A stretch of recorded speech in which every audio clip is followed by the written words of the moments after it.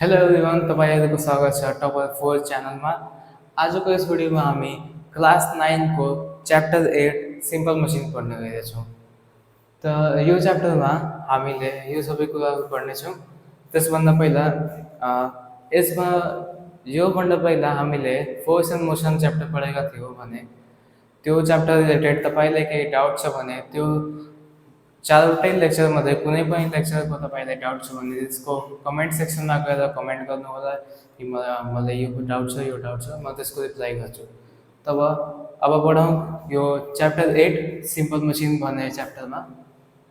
यो च्याप्टरमा हामीले धेरै कुराहरू पढ्नेछौँ, जस्तै टाइप अफ सिम्पल मसिन पढ्नेछौँ, त्यसपछि सबैको मेकानिकल एडभान्टेज कसरी निकाल्ने, भिआर भेलोसिटी रेसियो कसरी निकाल्ने, त्यसपछि यससँग रिलेटेड न्युमेरिकल प्रब्लमहरू कसरी आउँछ, रिजनिङ क्वेसन कसरी आउँछ हैन। त्यसपछि के भन्छ अरे मेकानिकल एडभान्टेज र भेलोसिटी रेसियोको मतलब के हो, तिनीहरू कसरी लिङ्क्ड हुन्छ सिम्पल मसिनमा, अनि त्यसपछि पर्फेक्ट सिम्पल मसिन भनेको के हो, आइडियल सिम्पल मसिन भनेको के हो, अझै धेरै कुराहरू पढ्नेछौँ हामी। सुरु गरौँ सिम्पल मसिन। सिम्पल मसिन च्याप्टरमा सबभन्दा पहिला हामीले सिम्पल मसिन भनेकै के हो बुझ्नु पर्यो। त यहाँ हेरौँ, मैले लेखेको छु the devices which make our work easier, faster and convenient. Convenient भनेको अझै सजिलो हैन, अझै मतलब प्रभावकारी। कन्भिनियन्ट भनेको the devices which make our work easier, faster and convenient are called simple machine. त्यस्तो डिभाइसेसहरू जसले हाम्रो कामलाई सजिलो बनाउँछ, छिटो बनाउँछ, प्रभावकारी बनाउँछ, त्यस्तो डिभाइसहरूलाई हामी सिम्पल मसिन भन्दछौँ। जस्तै इक्जाम्पलहरूको लागि सिजर, कैँची सबैले हेरेको होला। कैँचीले के गर्छ, पेपर काट्नमा मद्दत गर्छ। पेपर काट्नमा मद्दत गर्छ भने त्यसले के गरिरहेछ, हाम्रो कामलाई इजियर बनाइरहेछ, फास्ट बनाइरहेछ, कन्भिनियन्ट बनाइरहेछ सिजरले। त्यस्तै हेरौँ नाइफ, नाइफ के तरकारी सरकारी काट्ने, अझै केही स्पुन भयो, चमच, नट क्र्याकर भनेको त्यो अखरोट फोड्ने त्यो यसरी हुँदैन प्याज जस्तो। यतिकै भयो, यो भयो सिम्पल मसिनको डेफिनेसन। अब त्यसपछि आउँ सिम्पल मसिनमा युज हुने केही टर्मिनोलोजिजहरू। यहाँ तपाईँहरू हेर्न सक्नुहुन्छ, यहाँ चारवटा बेसिक टर्म मैले लेखेको छु। यहाँ पहिला बुझौँ लोड भनेको के हो। लोड भनेको सिम्पल मसिनले लिफ्ट गर्ने वेट अथवा ओभरकम गर्ने रेजिस्टेन्स हो। जसरी मानौ एउटा सिम्पल मसिन छ, यसरी कुनै समात्नेवाला सिम्पल मसिन छ हैन। मानौ कि त्यो पुली नै छ, पुली भनेको त्यो यसरी रस्सी तानेर इनारहरूमा हुँदैन, वेलहरूमा माथि यहाँ एउटा गोलो लगाएको हुन्छ, त्यहाँ रस्सीलाई हामी यसरी खिच्यौँ भने त्यो बाल्टी तल गएर पानी लिएर माथि आउँछ। अब त्यो गोलोलाई पुली भनिन्छ। अब त्यहाँ हामीले जब यसरी खिच्यौँ भने के हुन्छ, पानी बाल्टीमा पानी भरेर त्यो माथि आउँछ। त्यो के हो, त्यो एउटा वेट हो नि जुन सिम्पल मसिनले लिफ्ट गरिरहेछ। तब त्यही वेटलाई हामी लोड भन्छौँ। अनि जुन हामी त्यो रोपमा, जुन डोरीमा हामी एफर्ट लगाइरहेछौँ भने, फोर्स लगाइरहेछौँ त्यसलाई तान्नको लागि, यसरी यसरी गरेर तान्नको लागि, त्यही भनेको एफर्ट हो। हेरौँ, it is the force applied directly to the simple machine to lift the load. लोडलाई उठाउन लागि जुन फोर्स लगाइन्छ डाइरेक्टली सिम्पल मसिनमा, त्यसैले एफर्ट भनिन्छ। लोड भयो, एफर्ट भयो, लोड डिस्टेन्स। अब त्यो पानीको बाल्टीले जति डिस्टेन्स कभर गर्छ नि, यानि कि त्यो पहिला यहाँ थियो, मानौ यहाँ त्यो बाल्टी छ, यहाँ डस्टरले बाल्टी भनौँ, यो पानीको बाल्टी छ यहाँ, यसरी भिजुअलाइज गर्नु। यो पानीको बाल्टी पहिला यहाँ थियो, पछि के भयो, यसरी माथि माथि आउँदै गयो। जसरी म रोपलाई तान्दै गएँ, यो माथि आउँदै गयो भने यसलाई जुन यहाँ डिस्टेन्स कभर गरिएछ नि, यहाँ डिस्टेन्स जुन कभर गरिएछ त्यसैलाई लोड डिस्टेन्स भनिन्छ। बुझ्नुभयो? लोड डिस्टेन्स भनेको लोडले कभर गरेको डिस्टेन्स हो। त्यस्तै सेम एफर्ट डिस्टेन्स भनेको the distance moved by effort. मैले जुन रोपमा यसरी तानिरहेको थिएँ रोपलाई, तब त्यो रोपले जुन डिस्टेन्स कभर गर्यो नि, यानि कि मेरो एफर्ट लगाएको जुन मैले जुन फोर्स लगाएँ त्यो एफर्ट यसमा एप्लाई गरेँ, त्यसले जति डिस्टेन्स कभर गर्यो त्यसले एफर्ट डिस्टेन्स भनिन्छ। यो बेसिक केही टर्महरू थियो। अब यसपछि बुझौँ हामी मेकानिकल एडभान्टेज र भेलोसिटी रेसियोको बारेमा।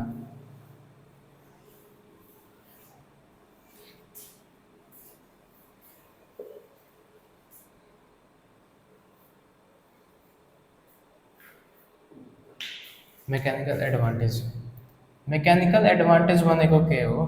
मेकानिकल एडभान्टेज भनेको कुनै पनि सिम्पल मसिनमा लोड र एफर्टको जुन रेसियो हुन्छ, लोड बाई एफर्ट, एल भनेको लोड हो, ई भनेको एफर्ट हो, होइन? अब यहाँ मैले बताउन बिर्सेँ, लोडलाई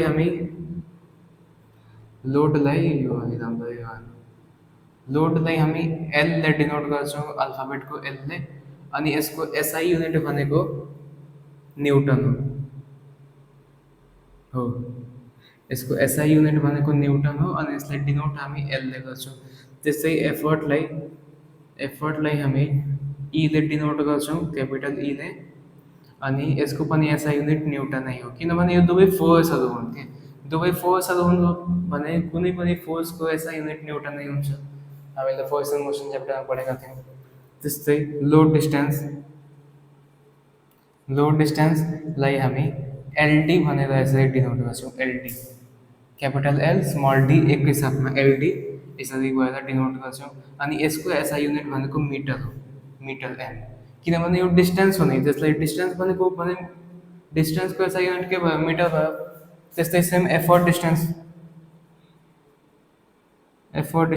होइन, एफर्ट डिस्टेन्स केले डिनोट गर्छौँ? इडीले, क्यापिटल ई स्मल डी इडी, इडीले यसलाई डिनोट गर्छौँ एफर्ट डिस्टेन्सलाई।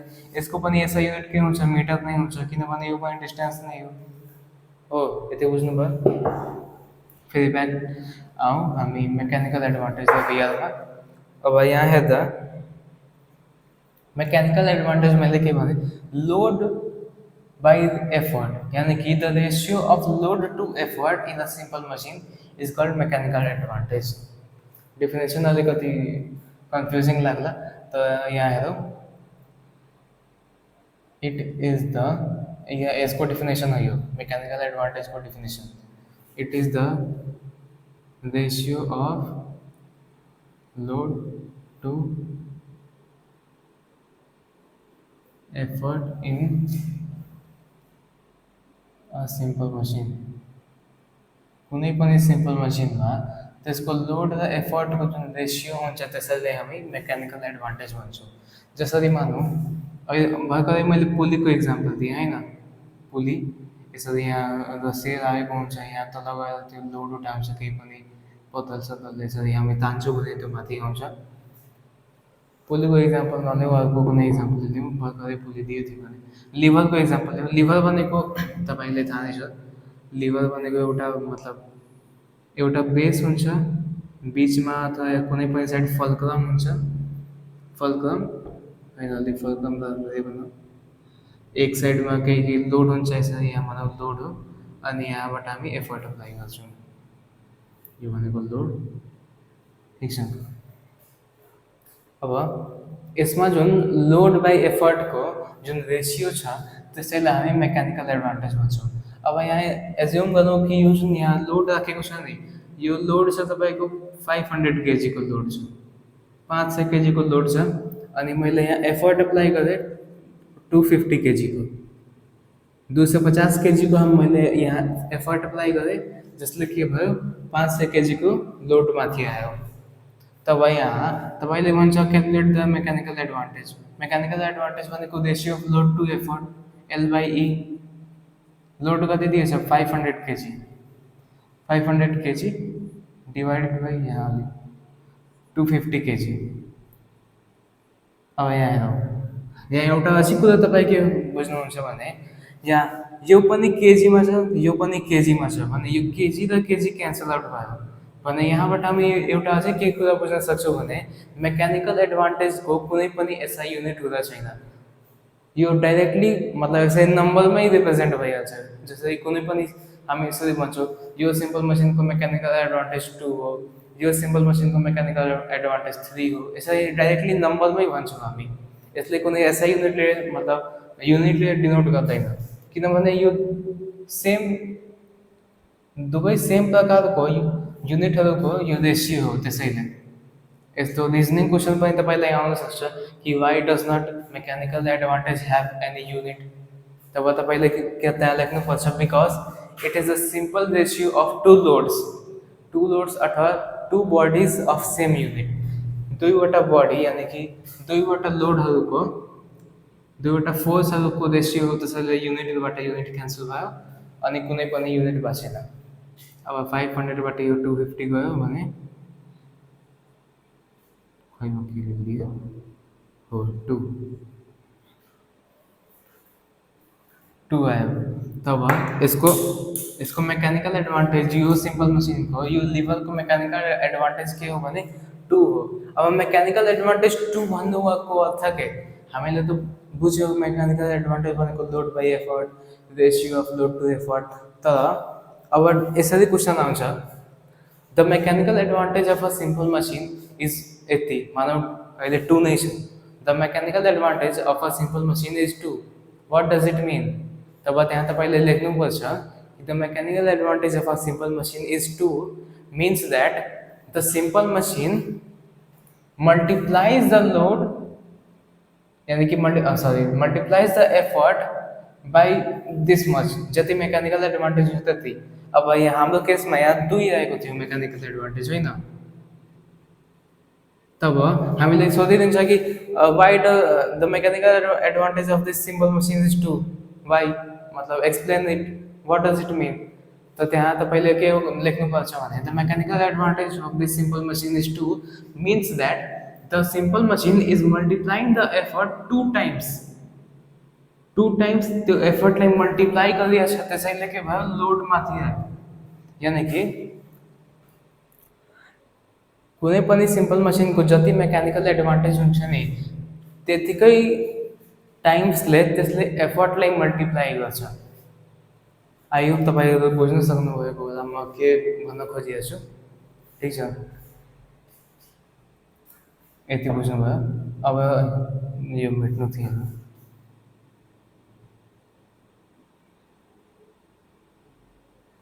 ल यो भयो एमए को कुरा। यहाँ मैले डेफिनेसनमा लेखिदिएछु, यहाँ कसैले नोट गर्छु भने नोट गरौँ हो। अब वेलोसिटी रेसियोको कुरा आयो। Velocity ratio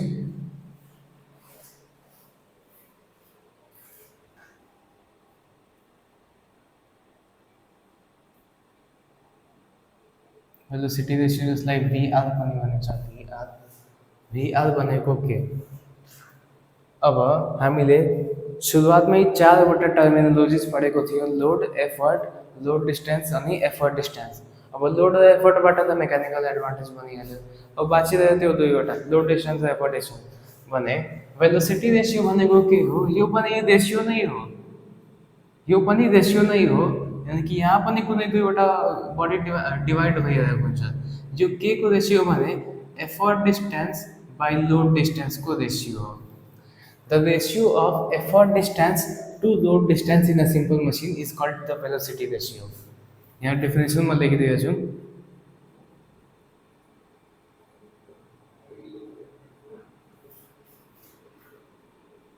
The ratio of effort distance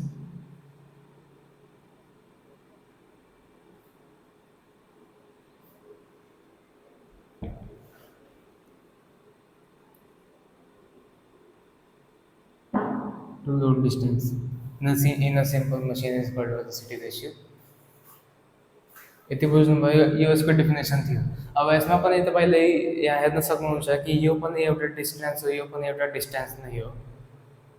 यो पुरै हातभन्दा मार्करले यहाँ मार्करको इङ्क लागिरहेको छ। यो पनि डिस्टेन्स नै हो, यो पनि डिस्टेन्स नै हो भने यो दुवै डिस्टेन्सहरूको रेसियो हो। दुवै डिस्टेन्सहरूको रेसियो हो भने यहाँ के भइरहेछ? यहाँ पनि कुनै युनिट गर्दैन। यहाँ पनि तपाईँले सोध्न सक्छ कि why does not velocity ratio have any unit? तब तपाईँले त्यहाँ लेख्नुपर्छ velocity ratio does not have any unit because it is a simple ratio of two distances. ठीक है, अब यसैमा हेरौँ, यहाँ एफर्ट मैले लगाएँ भने यो के हुन्छ, यो पार्ट अलिकति तल यसरी झुक्छ, यसरी अलिकति तल आइहाल्छ होइन। त यो जुन पार्ट यसरी तल आउँछ, यहाँबाट यहाँ आउँछ, यो पार्ट भनेको एफर्ट डिस्टेन्स हो। अनि यो तल आएपछि यो त माथि जान्छ नि, त यो तलबाट जुन माथि गयो यो भनेको लोड डिस्टेन्स हो। र मानौ यहाँ एफर्ट डिस्टेन्स 2 मिटर आयो, यो 2 मिटरमा तल आयो अनि यो माथि गयो 4 मिटर होइन, 4 मिटर गयो माथि। अथवा यो अलिकति प्र्याक्टिकल भएन, यो 2 मिटर गयो भने 4 मिटर कसरी भयो, 2 मिटर गयो भने यो पनि त 2 मिटर जान्छ ल, लिभरमा यस्तै हुन्छ। ल मानौ यो 2 मिटर गयो अनि त्यो पनि 2 मिटर गयो, तब यसको भिआर भनेको के हुन्छ, ED by LD, ED by LD, ED भनेको 2 मिटर, एलडी भनेको पनि 2 मिटर, मिटरबाट मिटर क्यान्सल आउट, 2 बाई 2 1, तब यसको यसको यसको भिआर कति आयो, यसको भिआर कति आयो 1 आयो, यसको वेलोसिटी रेशियो 1 आयो। अब वेलोसिटी रेशियो 1 आयो, यसको मतलब के, पढ्न त पढ्यो, वेलोसिटी रेशियो 1 आयो, तर यसको मतलब के, यसको मतलब कि यो सिम्पल मसिनमा जुन एफर्ट छ नि, अब यहाँ 1 छ, त यहाँ 1 को केसमा के हुन्छ भने we can say that the effort distance in this simple machine is equal to the load distance।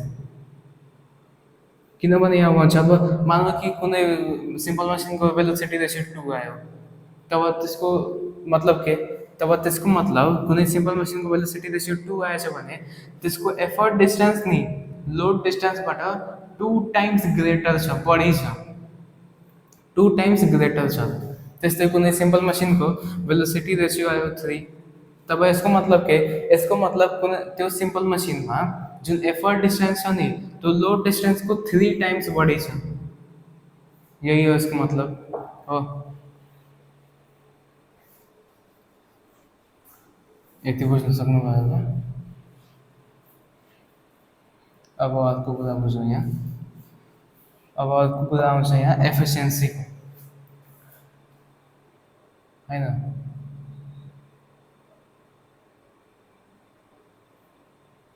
अब हेरौँ एफिसियन्सी, एफिसियन्सी भनेको अब यो पनि रेसियो नै हो। अब सोच्नुभएको होला कति रेसियो, रेसियो मात्र यो च्याप्टरमा रेसियो नै छ, अब यस्तै च्याप्टर छ के गर्ने।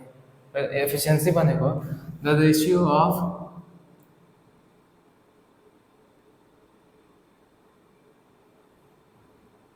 output work to input work in a simple machine